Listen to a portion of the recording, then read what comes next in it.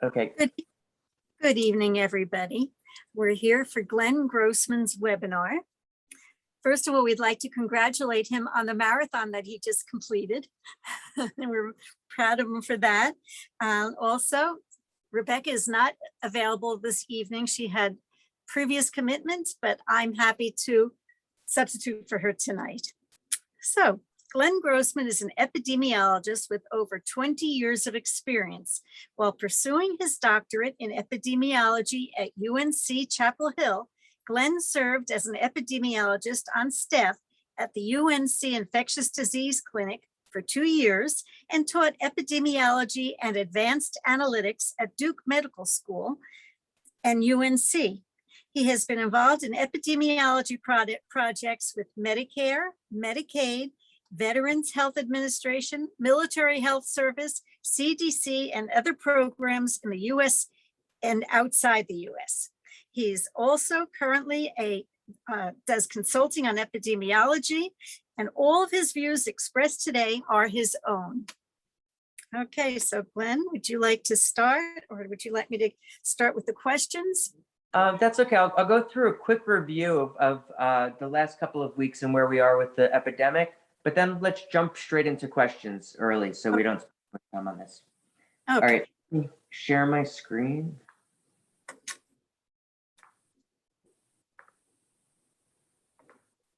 All right, so first I'll start with the United States. Even though there's still quite a lot of transmission going on, some states are going down. When we look at the total, that's not what I want. When we look at the total here, you can see that there's been a drop over the last couple of weeks.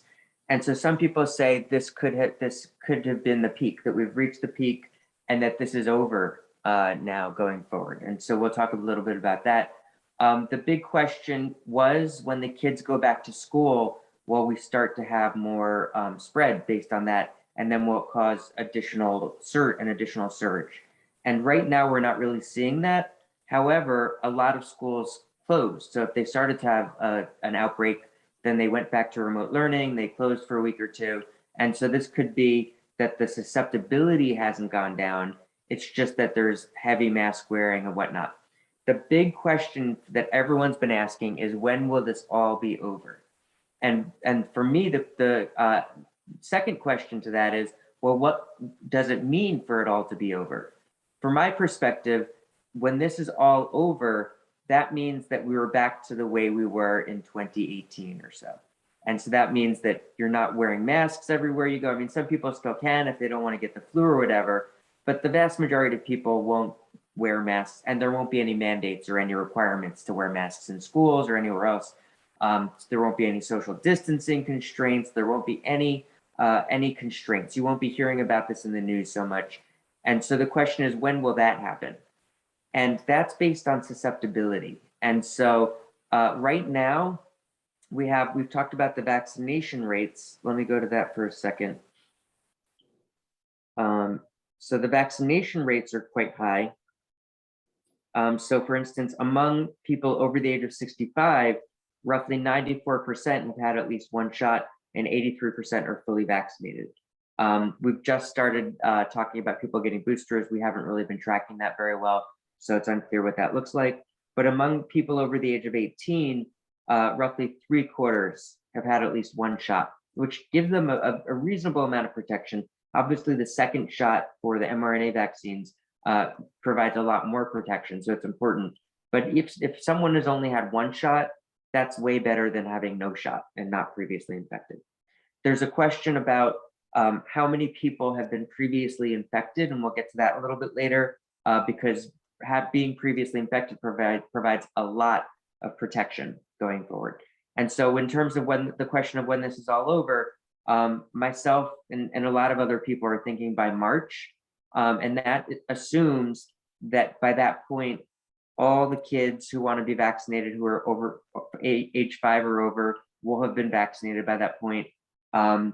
The surges will mostly be over because everyone's pretty much been infected. The Delta variant is so super contagious that it's just going to keep on going through society until pretty much everyone is infected or reinfected. And so this is a key point. being over with the pandemic doesn't mean that the virus has gone away. All it means is that we get infected and we don't care. And so that's a major difference. So for instance, with the flu every year, no one wants to get infected with the flu, but you still live your life knowing that there's a small chance that it's out there and that every few years you might get infected with the flu. That's what's going to ultimately happen with COVID, where we've gotten vaccinated enough, we've gotten the booster shots, people who are naturally infected have some level of immunity, and at some point, you just go back to the way you were and have accepted the fact that we will get infected. And that's what it means to go back to normal. And that's going to be a different emotional journey, I think, that a lot of people are going to go on. And so the question is, will most people have gone on that emotional journey by March where we're okay being infected or understanding that we can be infected? And I don't know. The time between now and March is going to be here quicker than we think. And I don't know. I think once people get the booster shots, the level of protection from severe disease is so strong that the numbers, and we'll get into that in a little while, that the risk of hospitalization and really severe consequences once you've gotten that the two shots of the Moderna plus an additional booster, it's really so strong you don't have to really have worry about it because the risk is so low. And especially the other alternative, people who were previously infected and then vaccinated, the vaccination after that is like an additional booster shot. So those people also are extremely well protected. And so when you're talking about this, at that point, we'll get into this question in a little while about the kids 5 and over getting vaccinated. And so that most likely is going to start rolling out for kids by Halloween. It hasn't been approved yet, and it still has to go through the process. So there's a chance still that it might not be approved, but I think the chance is very small at this point. But so by March, virtually all the kids who want to be vaccinated will be, or the parents who want to have their kids vaccinated will be. And at some point, we're just going to say no more masks, and we're probably going to be places where it's optional for a while. But the whole idea of kids requiring to wear masks and other locations or businesses requiring it, it's probably going to go away. And frankly, as an epidemiologist, most of us are probably not going to even care so much once the majority of the population is vaccinated or previously infected, and the surge has been going around by March or so. Once that number goes up to the high 90%, 95% or higher, like we're seeing in the United Kingdom, there's not really much motivation to continue with any of these mandates. All right, so let's look. So here's vaccination. Here's the United States and the rest of the world. I'm looking here cumulatively, and the reason is that this is 120,000 out of a million. So another way of saying is it's around 12%. Now, this doesn't mean that 12% of the people in these countries that only 12% have been infected. It's been a lot more than that, but only 12% of the population in these countries or in the United States have been reported as cases. And so this is in epidemiology, we call this the ascertainment rate. And the ascertainment rate has not been very good for a lot of countries, in particular for the United States. We estimate that the ascertainment rate is only that we're only capturing 25 to 33% of all of the actual infections are being reported by the CDC. So it's really low. Other countries are a little bit better, but you see, even with that low ascertainment rate, the United States has not done very well. We've had lots of cases and we haven't controlled it very well. However, having said that, there's a lot of other countries. India was even worse at ascertaining their cases and deaths and whatnot. So it's been a global problem in terms of testing. All right, another thing I wanted to say, okay, so one thing here that you've noticed is that we've seen like the surge has started to come down. We have to realize that, so I like this map. This is from the New York Times, and it's showing the regional variation. And you can see that the majority of the surge was actually from the South. This is the blue line, the South. And so when you see the decreases, that's mostly the South going down. The problem is that the other regions, the West, the Midwest, and the Northeast, were continuing to go up. Now, since then, the West has started to come down a lot, and that's primarily because California has been coming down, and that's just the big players. That's what you're seeing here. However, in the Midwest and Northeast, it's been going up. You can see over the last few days, there is some sort of indication that it might be going down a little bit. And so this is good news. But let's look over in terms of looking at what the next few months might look like. So when we had the surge last summer, and then it went down, we didn't really see it starting to go up until around early October. And so we are in the right now, another week or two, where we'll see what that shape of the curve looks like. Because we've talked before that the virus tends to become around 30% more contagious as in the winter months. You can see that last year we really had the spike when it really started to get strong in the November timeframe. Late October, November is when it really started to take off. So that's the question now, whether it will. There's a lot of forecasters who are saying that they don't think it will, that we might actually avoid a winter surge this year. And I don't know if that's going to be the case or not. And that's still this open question.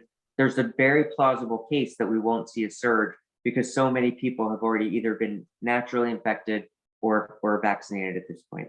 However, there might be a surge of infections, but not a surge of cases, of hospitalizations rather. So a surge of cases, but not a surge of hospitalizations.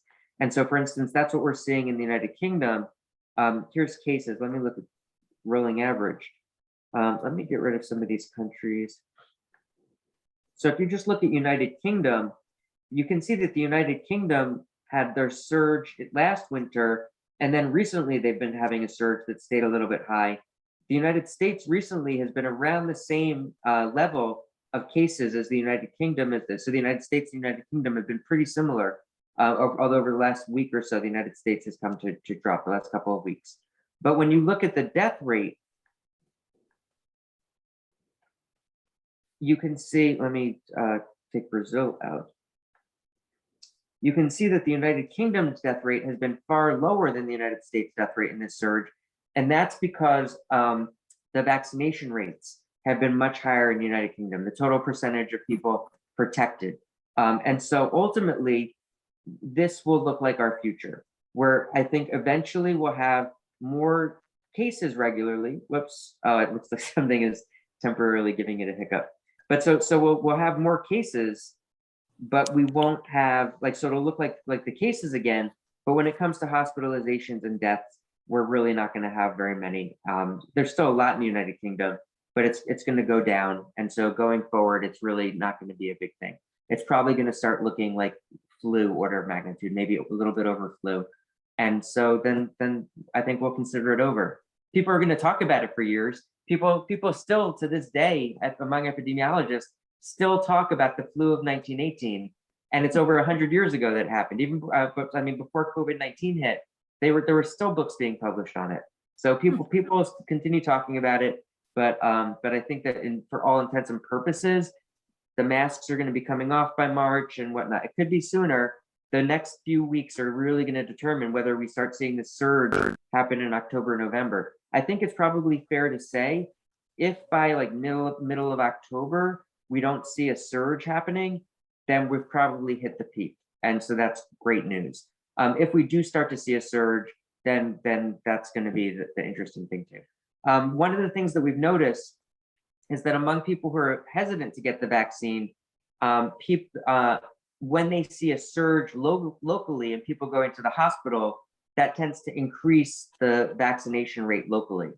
And so unfortunately, the vaccination rate is still not as high as we would like it to be. However, I wonder if we can have it. So here's people vaccinated. So here's people vaccinated. Let me take off Australia. So we've continued to have an increase in people vaccinated. This is cumulative. And so this is great.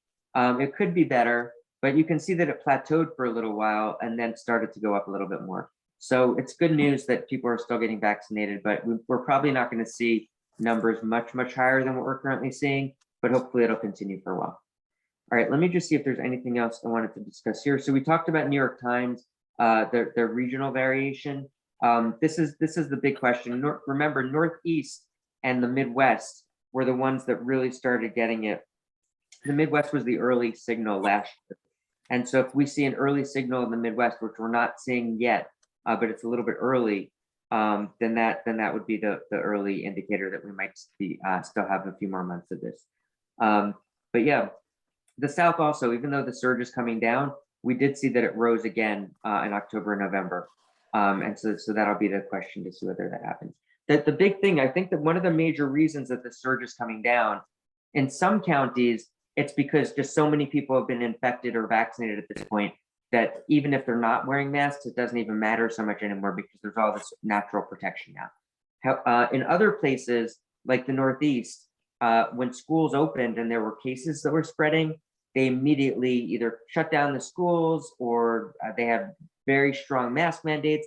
A lot of schools are still doing the testing, the screening tests. Those are triggering reactions, and that's causing the surge to go down, which is good because the surge is going down, but it means that the surge will likely come back in October, November. That means that it's not the end, if that's what's causing it, the additional mask wearing and whatnot, the screening. However, among counties where people have been infected to a large degree already, then it's likely to be over at this point in terms of what I'm talking about, where the hospitalization rates as a proportion are going to come way, way down. All right, I think that's all I wanted to talk about at the national level and at the global level. I can just talk one more thing at the global level, looking at the maps. So here's the confirmed cases globally. Ultimately, there's the ascertainment rate globally has been very poor, so it's probably not even useful to look at this. But all right, let's open it up to questions, and then we can go from there. Okay. Since you've already discussed the variants of concern and vaccination in the US and abroad, I think what we're going to do is move on to the next question. Now that schools have been open for a while, are we seeing as much spread as we were expecting in the kids? All right, so that's a really good question. And so I'll spend a couple minutes going into this in a little detail.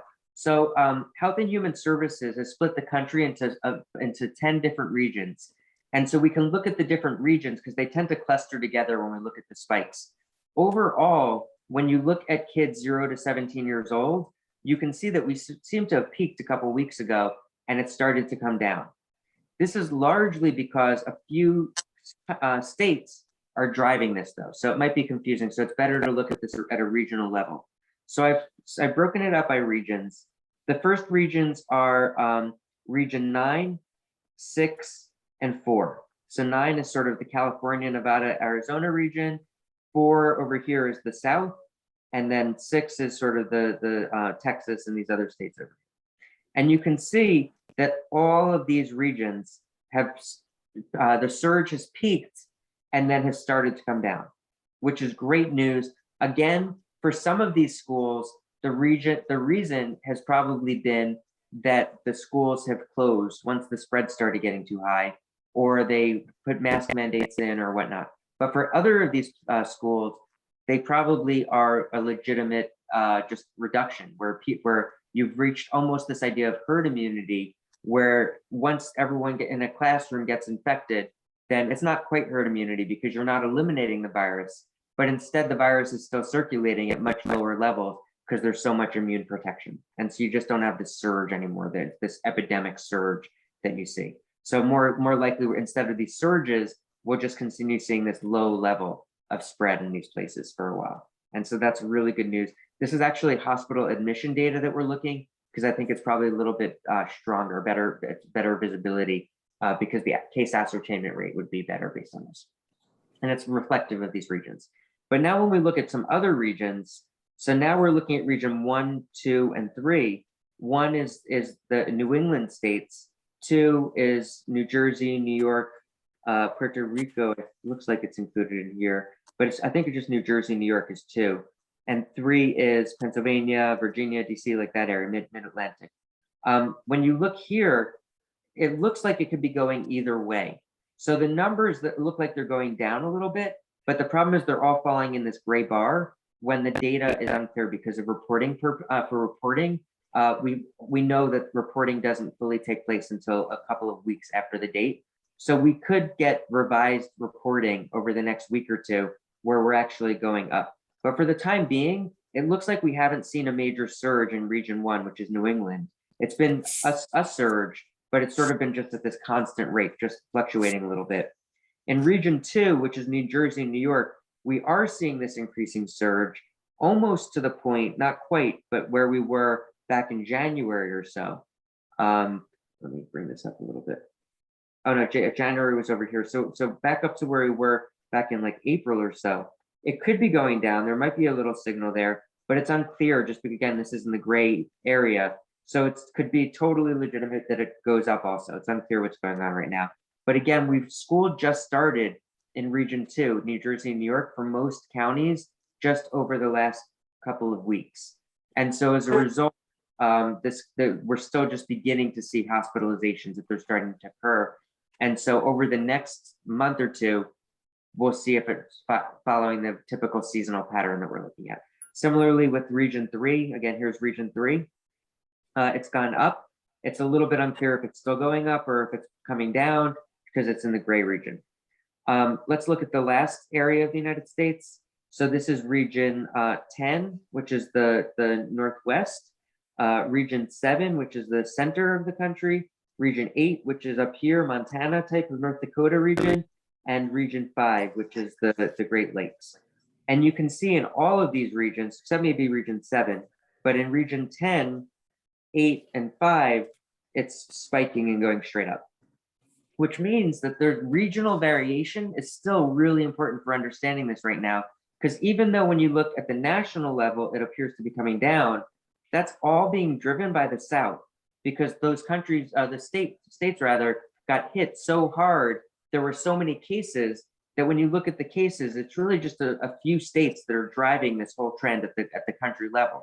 But when you're looking at the state level, you can see that we're not out of the woods yet for a lot of these states. And so the big question is, well, okay, so these states look like they're in pretty poor shape and getting worse. What will the rest of the country look like? Will the Northeast have similar types of trend over the next few weeks? I think that's still an open question. And so this is, again, this is hospitalization data, not infection data. I think it's a little bit cleaner because of ascertainment, but it is a week or two after the infection spikes. And so that means that we might actually not be seeing a spike that's occurring, that the infections might be going down rather, but the hospitals are not reflecting that data. Give me 1 second. All right. Let me see. So okay, back to you. I've answered that question enough, I think. Okay.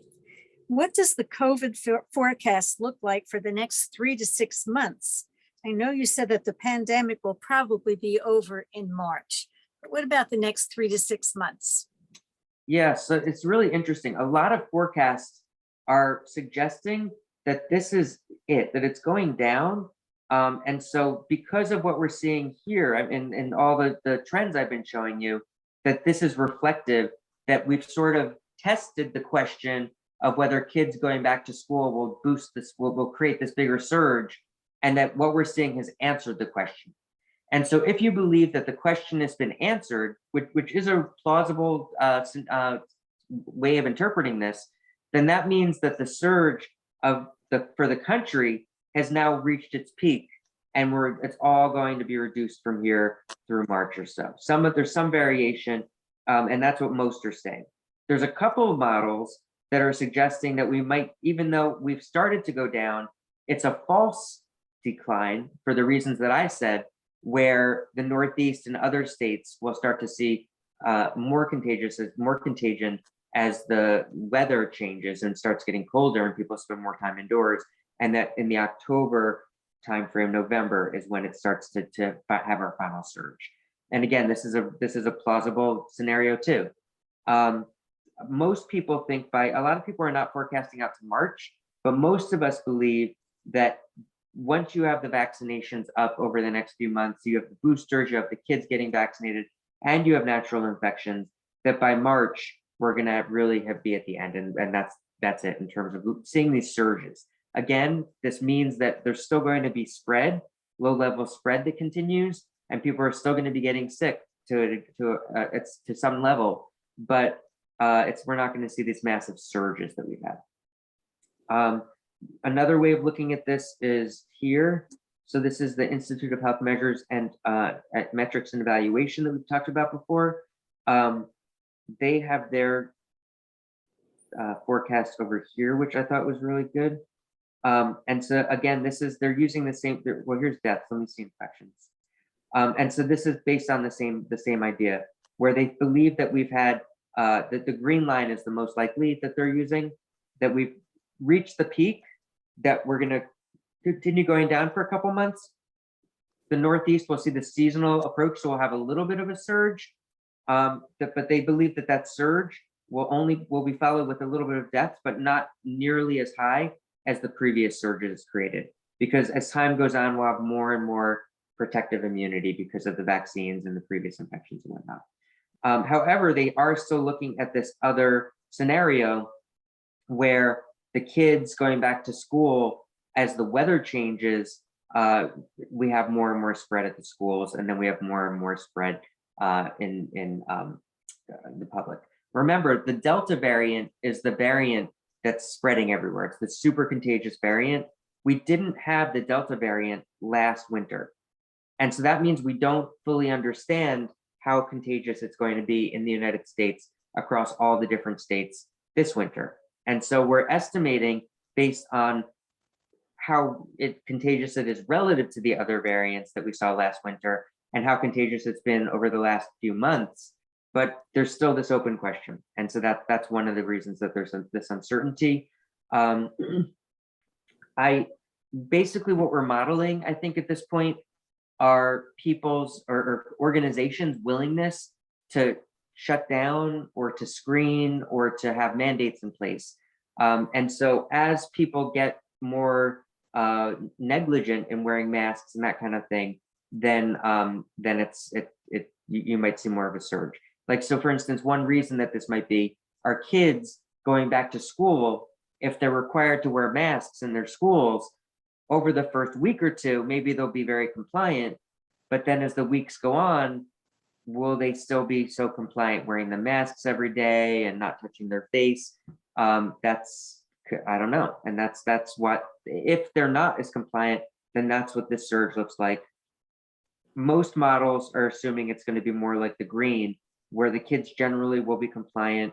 If the vaccines are launched for kids 5 and over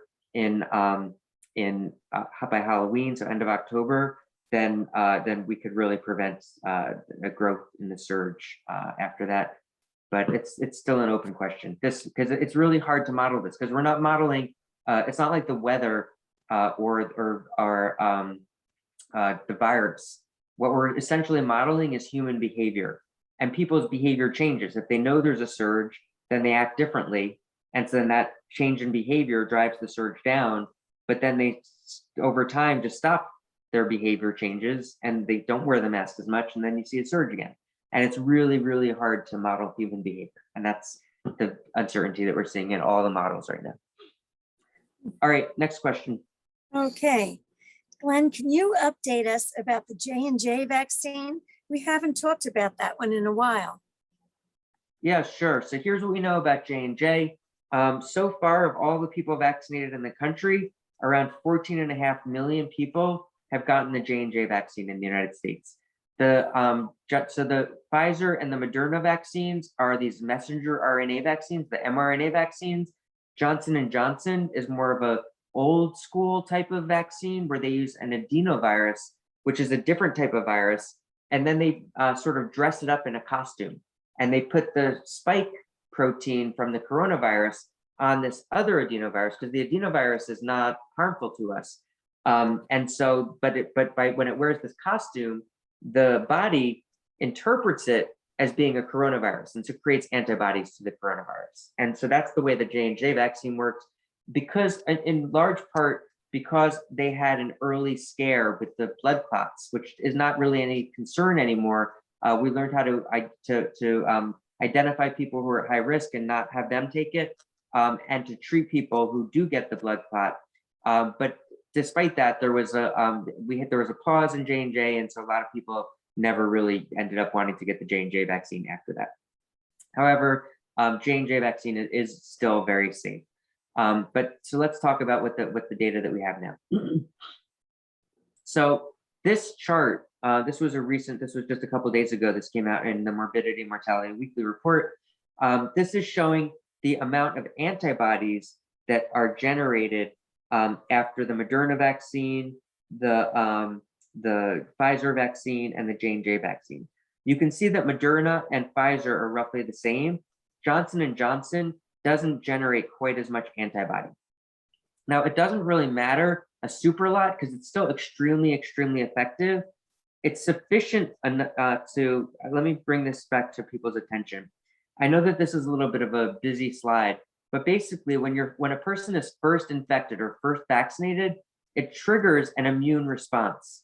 And the immune response occurs, and then the antibodies just sort of diminish over time. We find that with the COVID antibodies, they tend to go away after like 6 months or so, but they do stay for longer for some people. They diminish, but the memory of the antibodies remains, and the memory occurs in the bone marrow, actually.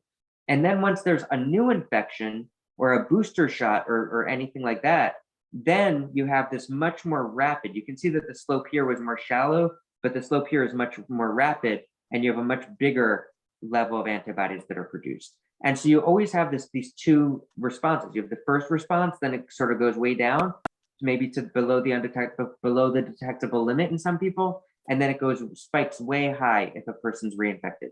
So even though Johnson & Johnson might seem lower in their initial antibodies, they still have this, people who received it still have protection that then can trigger the second antibody response if they're ever infected. So because of that, it still does provide strong, effective protection for people who got it. But let's talk more about this. So now the question is, there's a couple questions. So the Johnson & Johnson vaccine was only 1 dose.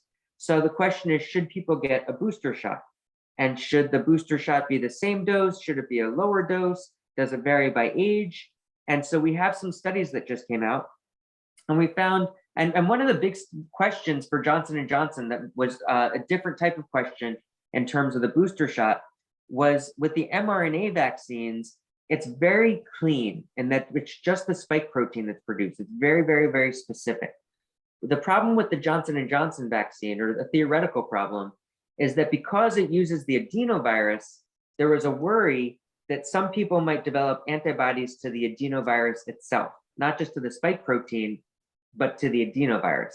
And if that's the case, then if you give a booster shot, the worry was that the booster shot wouldn't be as effective because the antibodies to the adenovirus might attack the vaccine before it even had a chance to trigger the spike protein antibodies. And so that was a worry. With the first publication that Johnson & Johnson did, it seems like that's not something we need to really be worried about. They found that when they had the second J&J shot that was the same dose as the first J&J shot, that people had a 9-fold higher number of neutralizing antibodies. And so this is great news. It shows that this is really an early indicator that getting it again, a booster shot would be very helpful. They found even with a smaller dose, that was not the same dose as the first shot, that you still had a 6 to 7.7-fold higher number of neutralizing antibodies with the second shot. So this is really good news, and it seems safe, and these numbers are saying that it's effective. The antibodies did not change based on age, so it seems like good news that the age isn't really a factor here for Johnson & Johnson. Just one more question here, and this is about mixing Johnson & Johnson. Oh, and so one thing to say here before I go on. So for the booster shot for Johnson & Johnson, the only booster shots that have been approved so far are for Pfizer. So the Moderna vaccine has not been approved for booster shots, and the Johnson & Johnson vaccine has not been approved for booster shots. The booster shots for Pfizer are not full approval, they're emergency use authorization, which is good. That's sufficient for what we're interested in. But we know that the Pfizer vaccine is the only one so far that went through the process and actually got full approval. But from my perspective, in terms of the question of safety and efficacy, it's more of just a formality in terms of the safety and efficacy, because there are many global ongoing studies looking at the safety and efficacy of these shots. And if there were any problem, as we've seen when a couple have occurred, say inflammation of the heart, some of the blood clots, et cetera, we saw those extremely rapidly. And so the same thing, if there were any new things that occurred, even in frequencies as small as 1 in a million, we'd already have seen it. We'd already have started to be talking about it. And so the fact that we haven't, from my perspective, means that when we're talking about full approval for these things, it's really more of a formality that we're talking about. Not necessarily just a formality, but the risk level of finding some new safety concerns is very low, because we've been looking for them and have not found them. But coming back here to Johnson & Johnson, because it's only one dose, there has been a question about mixing it. There have been no studies looking at switching between Johnson & Johnson to an mRNA vaccine. The studies that I've seen are AstraZeneca switching to an mRNA vaccine. And AstraZeneca, like Johnson & Johnson, is an adenovirus vector.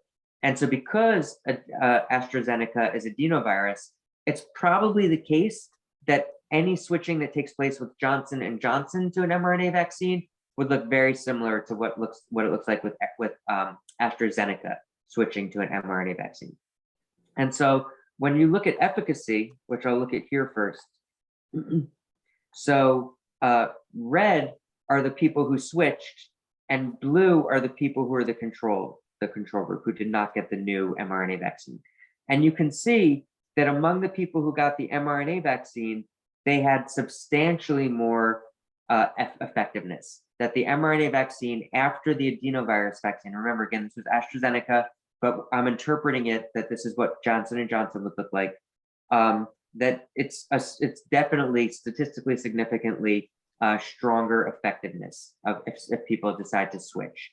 Even though this has not been approved by the FDA, this is not under an emergency use authorization, this is not even under discussion currently, but people are interested in the question. And so this is the answer to that. Now, the other question is, well, could there be worse side effects if people switch? And so there has been a study looking at the adenovirus, comparing it. On the left-hand side, this is the without switching. This is just the local side effects, looking at itchiness, pain, redness at the site of the injection versus systemic things like chills, fatigue, and whatever. You see that there was a baseline amount of side effects. Yellow is mild, and peach is moderate. There are a couple that required, there was the red that you can barely see, that was more severe, or even hospitalization was required. But that was very low. Now on the right hand, just at a glance, at a high level, without even zooming in, you can see that among the switch, there was very similar responses. That at the local site, it really wasn't very different than the first Johnson & Johnson, or rather AstraZeneca shot. There were a little bit more severity. So for instance, fatigue, you might have noticed a little bit more fatigue among people who got the switch from AstraZeneca to mRNA vaccine. Also down here, some malaise, muscle aches. It looks like there was a little bit more in some of these. So the symptoms within the day or two of the vaccine seems like it might be a little bit more for people who got the mRNA vaccine. Essentially, it's a booster shot. And so that would be something to worry about. Nothing of concern. So there was no long-term problems, not like people were having heart attacks or strokes or blood clots or other major things. But there are just some short-term like fatigue and other side effects from the vaccine. And so this is just something to be aware of for people who have been asking about it. All right, next question. Okay, Glenn, I know that you talked about J&J, but what about the other booster shots for the other vaccines? Are they approved, and who is eligible? All right, so this is the process that we go through to get the booster shots approved. So first, the clinical trials need to be completed. The real world data needs to be gathered. That's all been put together. Again, this is only for Pfizer. Pfizer is the only one that's gone through this process so far. Then it goes through the Vaccines and Related Biological Products Advisory Committee, VRBPAC, VRBPAC. Once they give their decision, then it goes to the FDA. Then the FDA gives their stamp of approval. Then once it goes through FDA, then there's this other committee called the Advisory Committee on Immunization Practice. And once it gets their approval, then it goes to the CDC. And the CDC usually just rubber stamps it, and then it's available for the public. All right, something weird has happened here. Not weird, but just unusual. And so here we got the clinical trial data, and Pfizer submitted it and said they wanted the booster shot given to all adults over 18 years old. Like that's what their application was, that everyone should get a booster over 18. This Vaccines and Related Biological Products Advisory Committee, they said, no, we don't want to give it to everyone over age 18. And the reason for that was that there could still be some risk. There was some heart inflammation that we saw for people in the second dose, and they weren't sure, was this something we need to be worried about for younger people in the third dose? So they said that the risk was not worth the benefit of the booster shot for a lot of people. So instead, they gave only partial approval, and they gave approval for people over the age of 65, those with chronic diseases. So for instance, if someone was immunocompromised or whatnot, some other chronic diseases that puts them at high risk, and then also occupations, like people who worked in hospitals, maybe teachers in schools, people who put them at high risk of interacting with other people who are either at high risk of exposure, or that the people they interact with are at high risk if they were to get infected. And so that was what they voted on. Then it went to the FDA. The FDA rubber stamped it. They said, yes, they critically reviewed it. So it's not just rubber stamp. They critically reviewed it. They agreed with the findings of the committee. It went past the FDA, but then it went to the advisory committee, and the advisory committee, said, no, we disagree with the FDA and with this other committee. Instead, they want to just give it to people over age 65, plus long-term care residents, and people under 65 with an underlying condition. But they said they did not want people who, like physicians, people who worked in hospitals, or teachers to get the booster shot.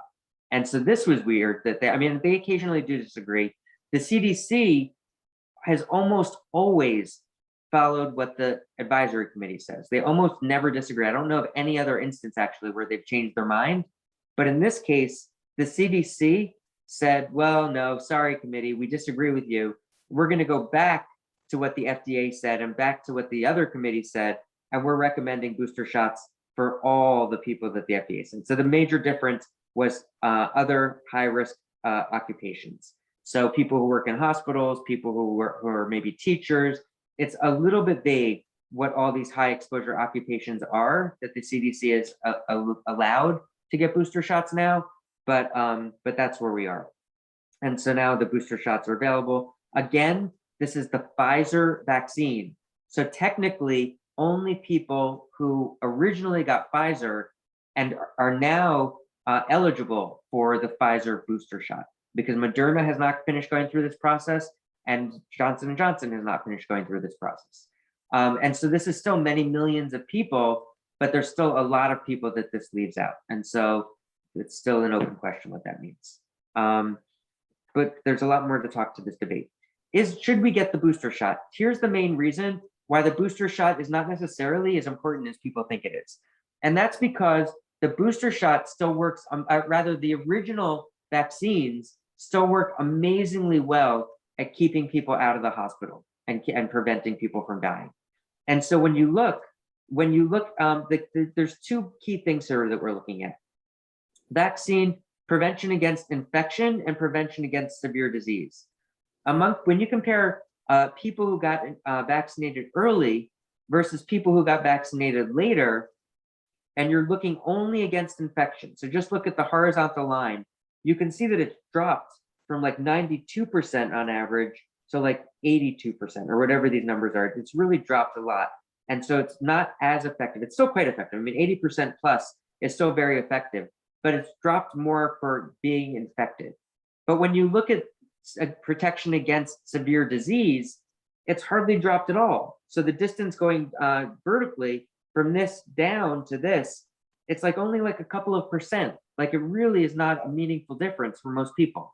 And so therefore, do we even need a booster? It's a big question. I mean, because if you're still at very, very low risk of getting hospitalized or dying, then I mean, it's not the worst thing in the world. Whether you get the booster or not, it's not a super big question. However, that's what this whole question is about. For some people, like people who are over the age of 65 or people who are immunocompromised, it's makes more sense than for other people. Say some of the people who are maybe teachers or hospital workers or whatnot. There was a study just done in Israel that was comparing people who had the booster shot to people who did not get the booster shot. And they found that people who had the booster shot were 11 times, had 11 times the protection from infection that, that people who did not get the booster shot had. And even better, people who got the booster shot had almost 20 times the protection than from severe disease, from severe illness. So the booster shot in Israel was really strong, and Israel was one of the first countries to be promoting booster shots months ago. One of the reasons, here's some data, a little bit of data looking at that, but this was just looking at effectiveness. I mean, I've already talked about this some in terms of severe disease, hospitalization. The vaccines are not as effective at protecting against infection. We've talked about this previously. It has to do with the immunoglobulins in the nose, which are immunoglobulin A primarily, versus immunoglobulins and that's another way of saying antibody or immunoglobulins, but there's different types. And the immunoglobulins in the blood are primarily immunoglobulin G, some also immunoglobulin M. And so these are primarily focused on preventing attacks on the organs, on the body organs. And so because of that, it prevents severe disease.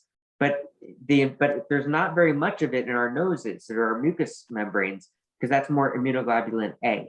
So the vaccines are not as effective at preventing infection. In contrast, people who are naturally infected, by the way, do have high levels of immunoglobulin G and immunoglobulin A, so they are less likely to be reinfected. All right, let me just go through a lot. I'm talking a lot about this and we're running out of time. Some questions people might have. So among the side effects of getting a booster shot, the side effects are somewhat similar. You see that when you look across the board, they're not too different. In terms of fatigue, in terms of so when you compare dose 2 to dose 3 of Pfizer, you can see that the order of magnitude of these things are not super different. There are some that might be a little bit higher. So for instance, when you look at people over the age of 65, you can see that people, when they got the second dose, around a quarter of them had headache after, whereas with the booster shot, around 42% had headache. So there are a little bit of differences. Muscle pain was a little bit more common among people 65 and over, but also among people under 55. Joint pain was also a little bit more common in people 65 and over. But again, in this population, it shows that the vaccines are working, that it's really triggering an immune response, and these symptoms all go away within what, like 24, 48 hours or so. So this is good news. Nothing to be worried about here. This is good news. In terms of severe problems, we've talked earlier about the heart inflammation, and so there was a worry that, well, what if people get a booster shot? Well, it increased even worse the risk of myocarditis and heart inflammation. And what they found is, of the 1.1 million people over age 30 who have gotten a third dose in Israel, there has only been one case of heart inflammation that was found. It resolved, and so their person was fine after 3 days. Or no, after 3 doses. After 3 days is when it started after the dose, but then it was fine after that and it went away. So again, this is really rare. Nothing to worry about. It's not something that would limit any booster shot so far. Again, based on what we saw here that I just mentioned in terms of the approval process, that was probably the thinking that did limit it for the country so far. It was one of the things that they were thinking about probably because we don't have a lot of data right now. but it's right now there's no signal that we should be worried. It's just sort of that we don't have enough data to know if there's a signal for a large population. In terms of the question, should we have the booster shot be a different recipe? Should it be focused more on Delta, or should it be the same old recipe? So the same old recipe works just fine. So we're just giving out the same old recipe to everyone. And so that's fine. A couple more questions here. So Israel was looking at this, and I'll just point out just two more things here, or three more things. And so Israel did a lot of booster shots of their population, and they predicted that without the booster shots, they would have had a lot more hospitalizations, but that with the booster shots, they ended up having a lot less. And so they saw a major policy benefit for doing the booster shots early on. And so that's why they had started, I think all the way back in end of July, early August is when they already started giving booster shots to their people over the age of 60. So now the question was, how much does the booster shot help? And so when you look, this was the second dose, 1 month after the second dose of the Delta variant, or they're both roughly the same, so it doesn't matter what color you look at. After the second dose, this was a typical antibody level with the I think this was Pfizer. And now after the third dose, the booster shot 1 month after, you see it's a much higher dose. So not only is it a booster shot that brings us back to the levels we had with the second dose, we're actually increasing it far higher, order of magnitude higher, because this is a log scale, order of magnitude higher than it was with the second shot. So people who have gotten the booster shot or who are about to get the booster shot are actually protected to a much, much higher level than they were even when they first got the second shot. So this is really good news. The amount of protection is huge. And so now the question is whether people who get the booster shot should continue wearing masks and whatnot. We don't have any data to suggest not wearing masks or to try to purposely get infected. And so this is not something I'm recommending. People have asked about it. We do know that people who have been, just from observational data, that there's natural immunity where you get some sort of benefit based on, like I said, immunoglobulin A as well as immunoglobulin G. It sort of triggers these other immune responses. The vaccine immunity gives you additional immunity, but then people who get both natural immunity and vaccine immunity get this hybrid immunity that's far, far more powerful than either vaccine immunity alone or natural immunity alone. And so there's this open question, well, maybe once people have booster shots, is it a good thing to sort of get natural immunity? I would say this is not something people should purposely pursue because it could put people in the hospital. And so this is not something, and it hasn't been studied as an intervention. However, my perception is that if someone has a booster shot, they do get infected despite their behavior or whatever, that it's probably not the worst thing in the world after they've been vaccinated for a while. And so it's not the same type of worry. People should not have the anxiety that they did if they had gotten infected a year ago before the vaccines were out. And so that's where I am on this. I think that at the end of the day, once we start looking at more observational data, we might see more and more that this hybrid immunity is really super powerful, and that could be even more powerful than the regular booster shot. But again, it hasn't been studied. It's just an interesting hypothesis at this point. And with that, there's one other thing. So we've talked about this. We've talked about that. That's enough. All right, that's great. That's all I want to say about that. All right, we have time for like 2 more questions. Okay. Now you told us that the booster shots or the shots, vaccinations will be available for children ages 5 to 12 by Halloween. There's one person who asked the question. They said, my child turns 12 in 6 months. Should they get the smaller dose for the first shot and the larger dose for the 12-year-olds for the second shot? Oh, that's a good question. All right, so where did I put that answer? Oh, yes, that's this. So let me talk about the kids' vaccines in general. So I talked about October 31st is when it's likely to go through. Let me just mention a couple of things before I answer that question. So first, in kids age 5 to 11, they've looked at a few different studies. One was whether they should use the same dose as adults or a mid dose. So the dose for adults was 30 micrograms. The dose for that they also looked at was 20 micrograms. They also looked at a small dose, 10 micrograms. This was age 5 to 11. By the way, for kids under age 5, I think it's like 6 months to age 5. They're also looking at 3 micrograms, so an even smaller dose for that age group. But what they found in this study, 21 days later, is that the 10 micrograms works about as much in kids as the 30 microgram dose does. And so there's no reason to give the higher dose, because you could potentially spare the kids from having severe side effects if you do use a lower dose. And so that's 10. So the new kid dose is going to be 10 micrograms of the same recipe. Then what they've done on 2,268 kids, well, they did it on a larger number of kids were enrolled, but 2,268, I believe, were the ones in the arm that got the vaccine. And that's what all the data is looking at in terms of the antibody levels.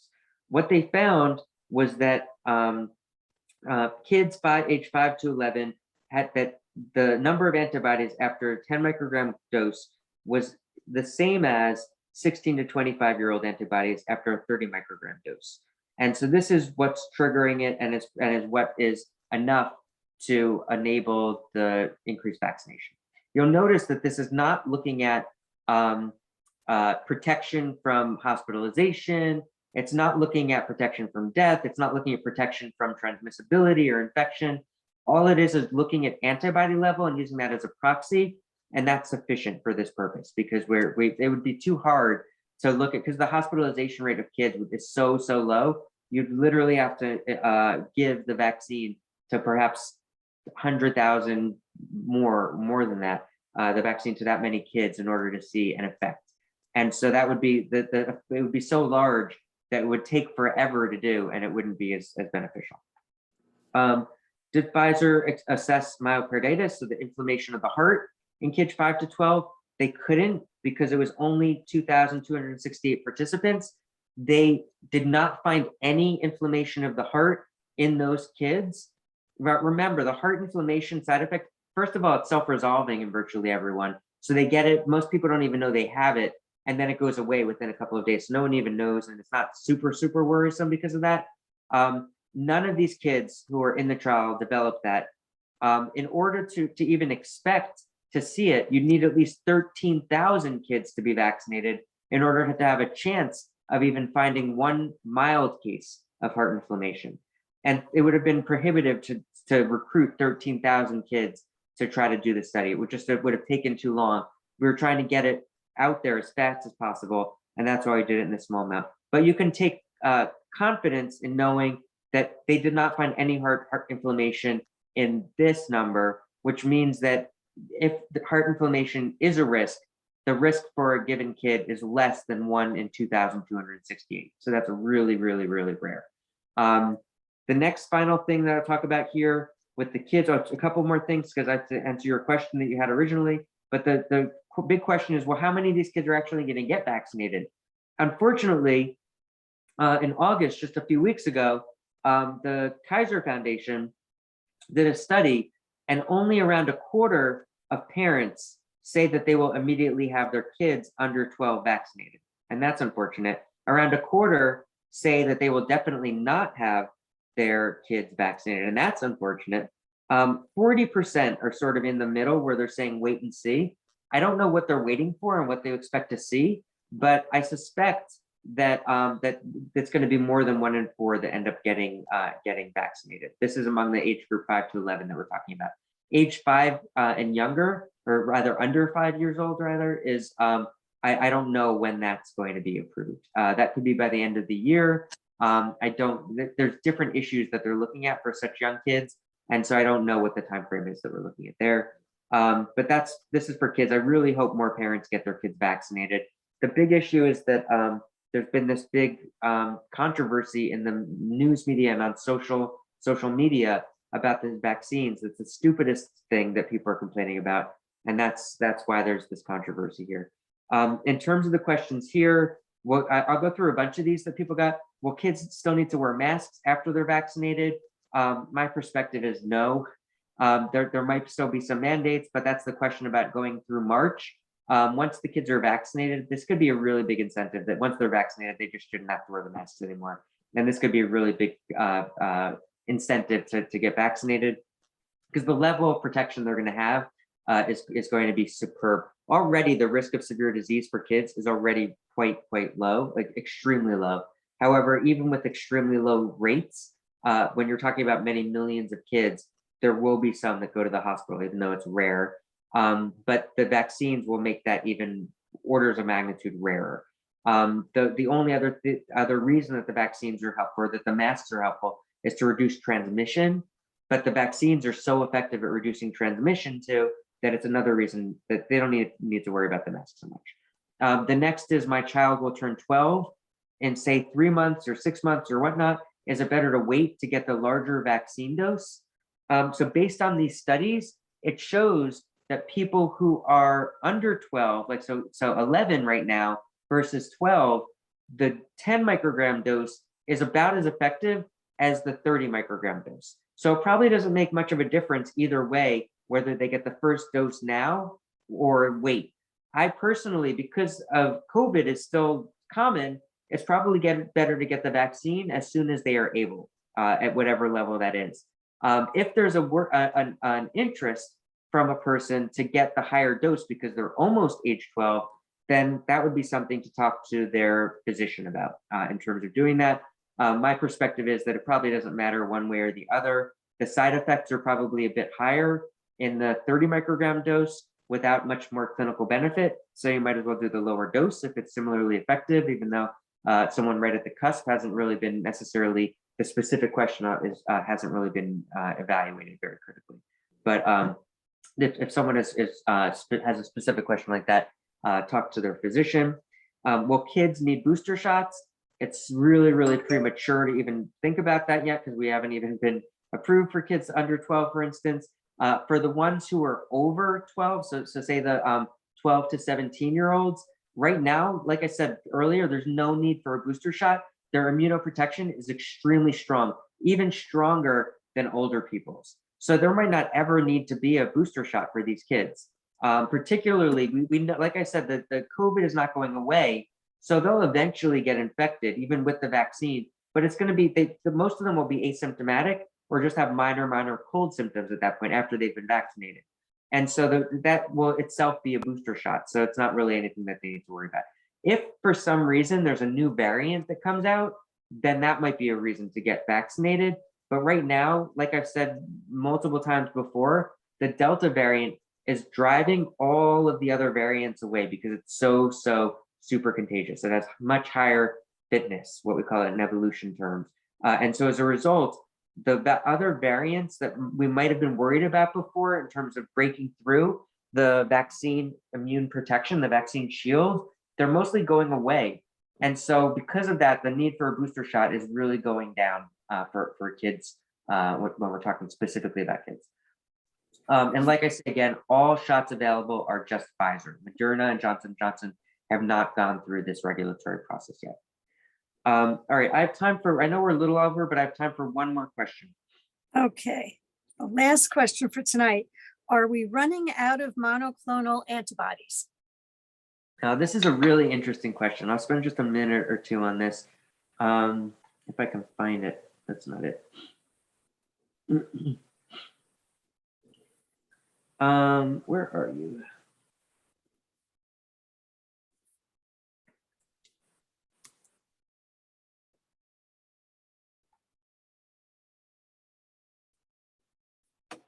All right, so here's the big takeaway. So the short answer is yes. So we do have to ration the monoclonal antibodies now, and there's not enough to go around. One of the major reasons is the South that hasn't been highly vaccinated. So it's the craziest thing socially what's happened.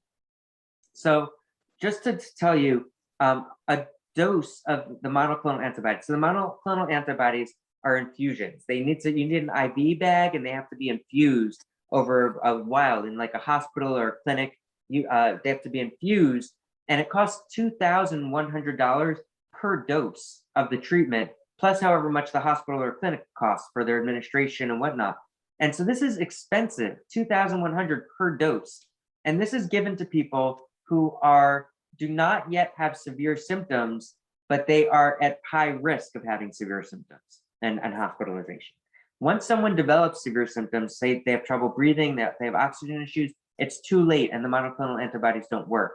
So this is for people who start to have symptoms, but they're not super severe yet. And it's really expensive. In contrast, the vaccines only cost $20 a dose and are just a shot that take 30 seconds to get, and plus, let's say 20 minutes to go in and out and finish it. And so you would think that most people who are rational would want to get the vaccine because it was so much cheaper. Vaccines are far more effective because they prevent even needing to have any symptoms to begin with. There's a lot of people who get symptoms and are not qualified to get the monoclonal antibodies because they're not at high risk of getting severe disease. And then they're also safer in terms of the safety profile has been better studied because so many more hundreds of millions of people have gotten the vaccine. So I would say we have more confidence in the safety of the vaccines at this point, even though the monoclonal antibodies are themselves very safe. But the interesting thing is that a lot of there's this anti-vax movement that has happened in the United States, and on social media, a lot of people have gotten anti-vax. In right-wing media and the conservative news, they've been very anti-vax. In the South, they're very anti-vax in general. Not everyone, of course, but a high rate of anti-vaxxers.